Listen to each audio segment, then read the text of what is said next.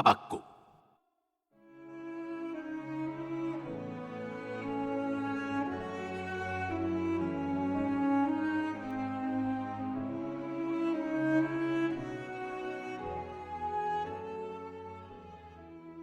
믿음의 삶은 당혹스러울 정도로 예측 불허인 모험의 여정입니다. 다음에 어떤 일이 일어날지 알지 못하고 예상대로 일이 성사되는 경우는 많지 않습니다. 흔히 우리는 자신이 하나님의 택함과 사랑을 받는 자이므로 하나님께 특별 대우를 받을 것이라고 생각합니다. 자연스러운 기대이기는 합니다. 그분을 따르는 제자가 되었으니 이제 막다른 골목을 만나거나 진창길로 접어들거나 목적지가 다른 여행자들에게서 끔찍한 일을 당하는 일 따위는 없을 것이라고 기대합니다. 이해 못할 바는 아닙니다. 그러나 하나님을 따르는 제자들이라고 해서 인생길에서 특별 대접을 받는 것은 아닙니다. 이 사실은 늘 우리를 놀라게 합니다. 그런데 더욱 놀라운 사실은 그러한 순간에 우리의 길동무가 되어주는 이들을 성경 속에서 만날 수 있다는 겁니다. 그 반가운 길동무 중에 하나가 바로 예언자 하박국입니다. 하박국은 하나님께서 강력한 바빌론 군대를 들어서 하나님의 백성을 심판하실 것을 알게 되었습니다. 하나님을 모르는 이방 민족을 들어 하나님을 섬기는 경건한 민족을 벌하시겠다니요. 하박국은 도저히 이해할 수가 없었습니다. 그래서 그는 하나님께 따졌습니다. 하나님께서 당신의 일을 제대로 하고 계신 것 같지 않다는 자신의 생각을 있는 그대로 털어놓았습니다. 하나님, 도무지 이해가 되지 않습니다. 그러나 하박국은 그 자리에 머물지 않았습니다.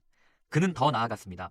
결국 하박국은 하나님을 사랑하는 자들에게는 삶 속의 모든 것들이 협력하여 선을 이루어내는 그런 세상에 도달하게 되었습니다. 우리를 길동무로 데리고서 말입니다.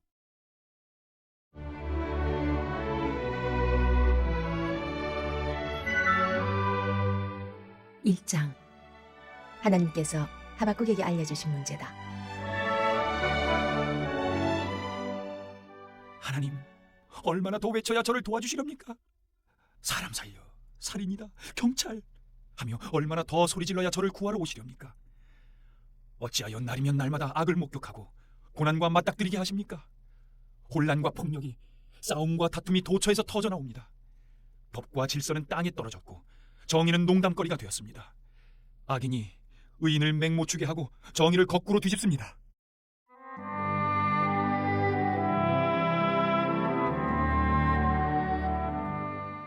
너희를 벌하려 바빌론을 일으킬 것이다.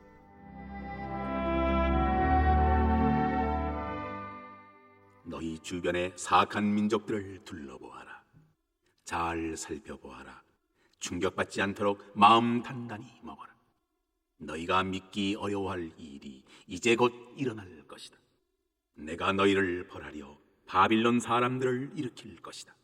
흉악하고 잔인한 바빌론 사람들, 천하를 정복하고 문민족들을 좌지우지하는 바빌론, 제 멋대로가 법인 그 무시무시하고 가공할 자들 말이다. 그들의 말은 바람처럼 빠르게 뛰고 피에 줄인 늑대처럼 달려든다. 벼랑간 튀어나와 질풍노도같이 습격해온다.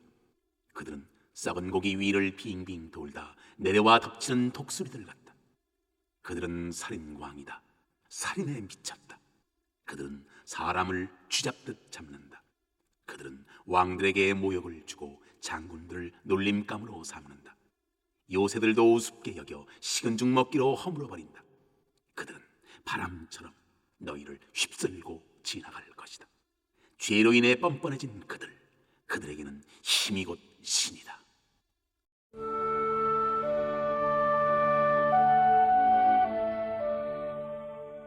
어찌하여 침묵하고 계십니까?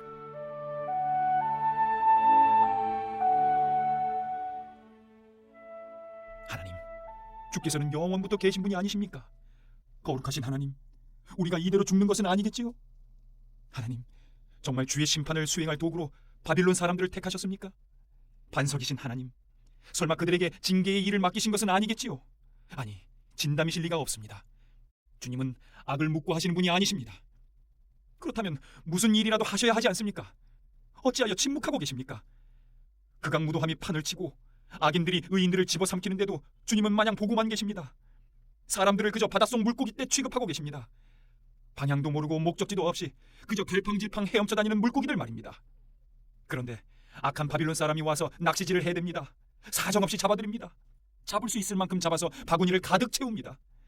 낚시가 잘된 날이라고 그의 기분은 최고가 됩니다. 그는 자기 낚싯대를 찬양하며 낚시 도구들을 제단 위에 올려놓고 절을 합니다. 그는 그렇게 유쾌한 하루를 보내고는 돌아가서 밤에 실컷 먹고 즐깁니다. 이 일을 계속 허용하시렵니까? 이 바빌론 낚시꾼이 주말에 물고기를 잡듯 사람을 잡아 죽이는 상황을 계속 허용하실 생각입니까?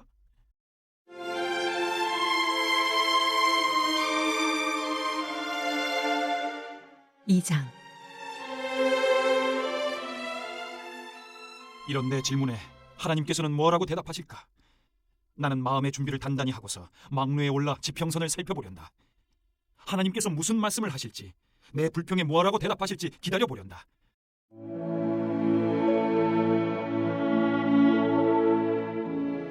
자중만 텅 빈 영혼.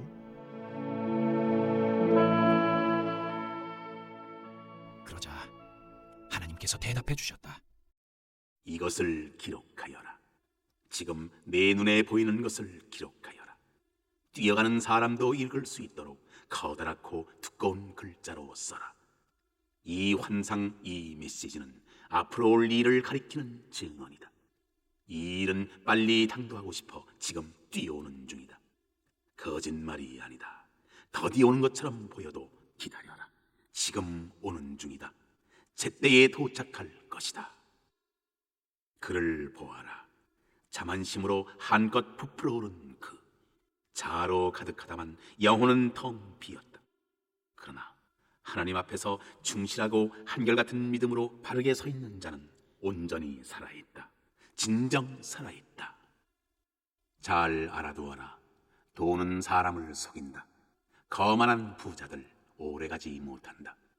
무덤이 송장에 쥐려있듯 그들은 재물에 쥐려있다.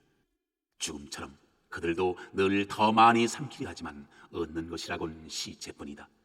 그들은 죽은 민족들로 가득한 공동묘지, 송장으로 가득한 묘지다. 이런 자들 두 번 다시 쳐다보지 마라. 곧 온 세상의 비웃음거리가 될 것이다. 너는 네 자신을 뭐라 생각하느냐? 훔치고 강탈해 부자가 된 너 말이다.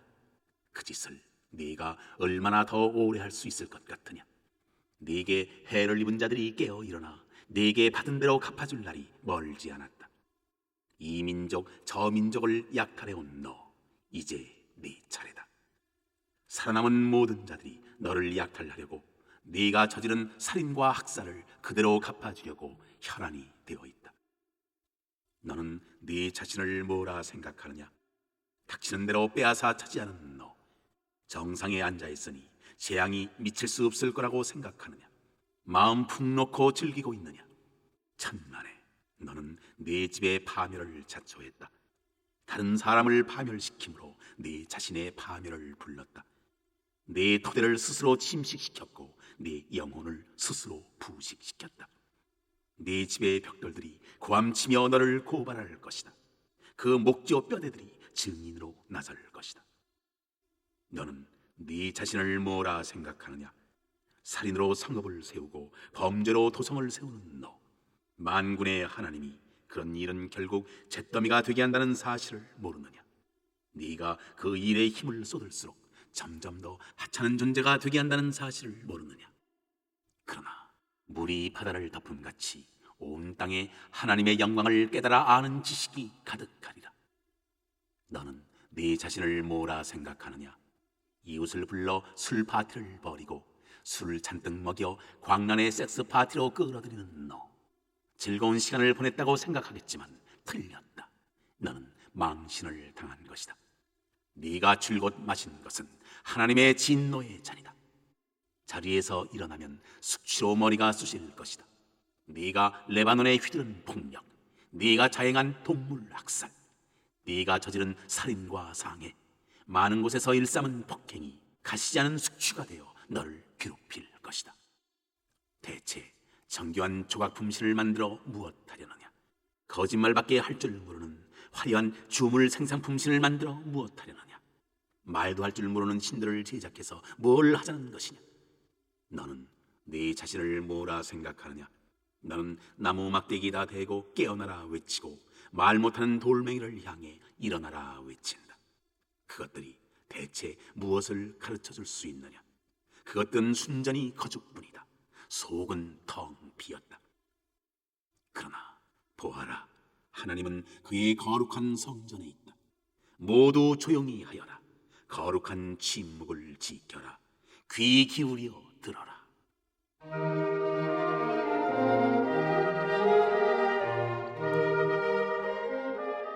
3장 하박국의 기도. 하나님, 주님에 대해 전하는 조상들의 말을 듣고 놀라서 무릎을 꿇습니다. 그들에게 하신 일을 오늘 우리에게도 행해 주십시오. 그들을 위해 역사하신 것처럼 오늘 우리를 위해서도 역사해 주십시오. 심판하실지라도 자비를 잊지 말아 주십시오. 주께서는 분명 그렇게 하실 것입니다. 하나님께서 다시 길을 나서신다. 옛 구원의 길을 되밟아 오신다. 대만을 지나 남쪽에서 올라오신다. 거룩하신 분께서 바란 산에서 오신다.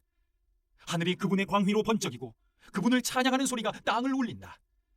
새벽빛 같은 그분의 빛이 구름처럼 몰려와 뒤덮고 두 줄기 빛이 그분의 손에서 뿜어나온다. 그분 손에 깃든 저 힘이 보이느냐? 그분 앞서 재앙이 행진해 오고 역병이 그분 발꿈치를 따라온다. 그분이 멈추시면 땅이 흔들리고 주위를 둘러보시면 민족들이 몸을 떤다. 대곳적 붙어있던 산들이 산산조각 나고 예적 붙어있던 언덕들이 바람 빠진 풍선처럼 푹 꺼진다. 하나님께서 걸어오시는 길은 가장 오래된 산과 언덕들보다 더 오래되었다. 내가 보니 모두가 근심에 빠졌고 공포에 사로잡혔다. 옛 광야의 적들 구산과 미디안이 그분의 눈에 띄지 않기만을 바라며 잔뜩 겁에 질려 있다. 하나님, 강을 보고 그리 노하십니까? 오랜 강에게 노하십니까? 말과 전차로 구원을 행하셨을 때 주께서는 바다에게 경노하셨습니까? 주께서는 주의 활시위를 당기시고 화살을 퍼부으셨습니다. 강을 들어 땅을 쪼개셨습니다. 다가올 일을 보면서 산들은 몸을 비틀며 고통스러워했습니다. 홍수가 들이닥치고 대양이 노호하여 집채만한 파도가 일어났습니다. 해와 달이 흠칫 놀랐습니다. 주의 번쩍이는 활이 그들을 멈춰 세웠고 주의 번개 같은 창이 그들을 꿰찔렀습니다. 노한 주께서 땅을 짓밟으셨고 경노한 주께서 사악한 민족들을 내리밟으셨습니다. 주의 백성을 구원하려, 특별히 선택한 백성을 구원하려 주께서 일어나셨습니다. 주님은 사악한 왕을 혼쭐나도록 패해주시고 머리끝부터 발끝까지 그를 홀딱 발가벗기셨으며 잘린 머리를 그의 창에 꽂으시고서 그의 군대를 날려버리셨습니다. 사방으로 흩어진 그들, 결국 상어밥이 되었습니다. 주께서는 주의 말을 타고 바닷속을 질주하시고 파도를 타고 달리셨습니다. 그 소리를 들을 때 내 배가 떨렸고 입술이 떨려 말을 더듬었습니다. 다리에 힘이 풀려 비틀거리다 자빠졌습니다. 저는 물러나 앉아 기다립니다. 우리를 공격하는 자들에게 닥칠 운명의 날을 기다립니다. 체리나무에 꽃이 피지 않고 딸기가 익지 않아도, 사과가 다 벌레 먹고 밀농사가 흉작이어도, 양우리에 양이 없고 외양간에 소가 없어도 나 하나님께 즐거운 찬송 부르리라. 나의 구원자 하나님 앞에서 즐겁게 뛰어놀리라. 나 하나님의 통치와 승리를 믿고 용기를 얻어 기운을 차리네. 사슴처럼 뛰어다니는 나, 산 정상에 오른 듯한 기분이라네.